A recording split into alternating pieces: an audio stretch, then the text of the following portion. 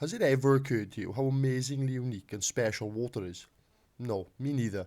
That is, of course, until I was talking from the old Indian peace pipe and a universal revelation came upon me in a wave of pontificating ponder.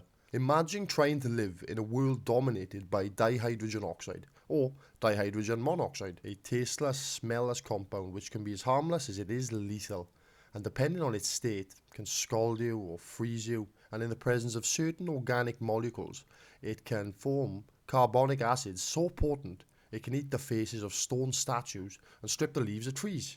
Get enough of it moving together, and it can hit sufficiently hard to wipe out almost anything that stands in its way cars, buildings, and people. Even for those who have learned to live with it, it can often be a murderous substance that each year kills 250,000 people. We call it shock water, and it is absolutely everywhere.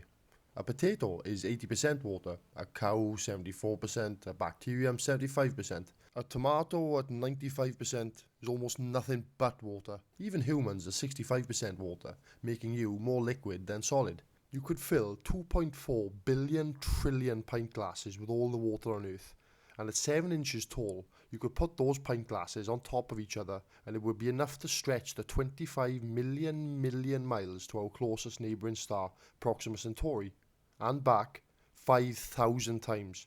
That's a lot of water, and that's definitely enough math and weed for one day. Yeah, someone might want to check those numbers actually.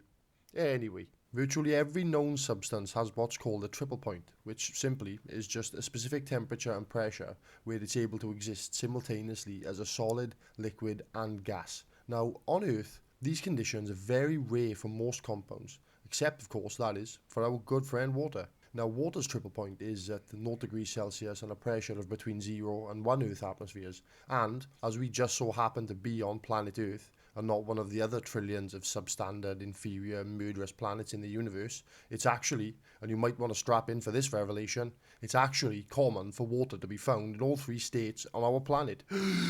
But think about it. The vapour that forms clouds, the liquid we drink, and the ice and snow we see in winter, all these forms of water are crucial for life.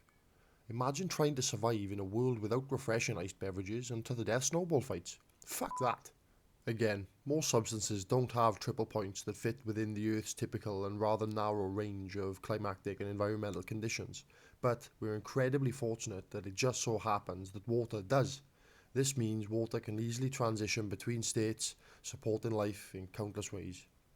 I know people might say, if it snows on the 25th of December, it's a Christmas miracle. It really is positively strange stuff. The trouble is, because water is such an ever-present thing in our lives, we almost never stop to think how strange it actually is. Almost nothing about it can be used to make reliable predictions about the properties of other liquids and vice versa.